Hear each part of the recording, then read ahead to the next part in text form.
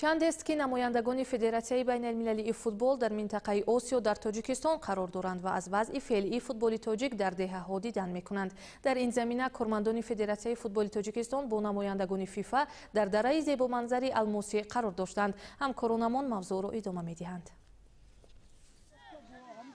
طبیعت زیبا، باد و هوای مساعد و منظره‌های دلنشین دره الماسی را که یک گوشه زیبای وطن محسوب می‌یابد، باید هرچی بیشتر و فراختر به مهمانان و سیاحان خارجی معرفی ساخت. فدراسیون فوتبال تاجیکستان تصمیم گرفت که به مهمان نوبتی خود اندری واشکیویچ که هماهنگساز فیفا در منطقه آسیا میباشد، زیبایی‌های این گوشه وطن از جمله دهه لایاب را نمایش دهند. در این دهه با تشبث ساکنان و صاحبکاران وطندوست میدان فوتبال بنیاد شده است که در این ورزشگاه همزمان در حضور مهمانان مسابقه فوتبال دهه به دهه نیز صورت گرفت.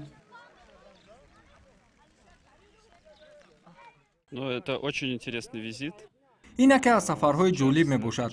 حالا در تاجیکستان برنامه فوتبال در دهه تحریزی می شود که این لایحه را فیفا جانبداری می کند. برای ما مهم است که تمام مردم تاجیک امکان پیدا کنند که به فوتبال مشغول شوند. امروز باز از یک ورزشگاه زیبا دیدن کردیم. میدان در موضع زیبا جایگیر است. کوه‌ها، هوای تازه، منظره نوتکرار، آفتاب، این همه با من پسند آمد. در چنین جایها باید همیشه به فوتبال مشغول شد، زیرا ما از این دهه تاثیرات مثبت گرفتیم.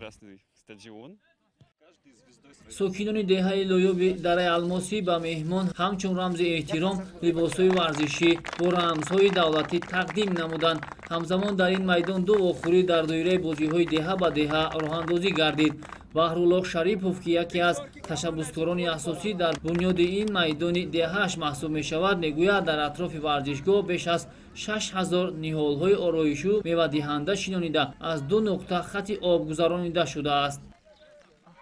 ما پیش خود مقصد گذاشتیم که ورزشگاه در همین دهه سازیم. خرسندی آور است که آن مقصد مرامایی که ما داشتیم جامعه عمل پوشید.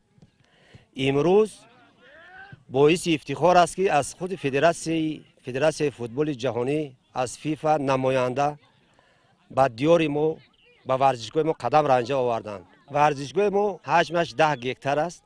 ما در همین 10 گکتار 6000 درخت شناندگیم، درخت‌های میوه دهنده و آرایشی.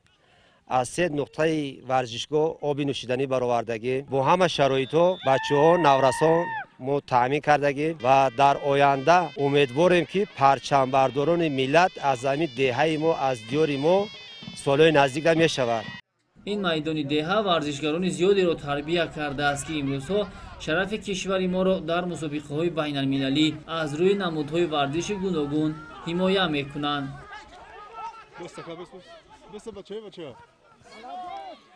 از خوردی مهرم در همینجا بود، چقدر باشد جای زاده من باشد و من اینجا رو خیلی دوست دارم و خیلی جایی برای فکر میکنم برای ورزشگر به حد جای خوب است که هوای نغز و شادی خوب تازه دارد.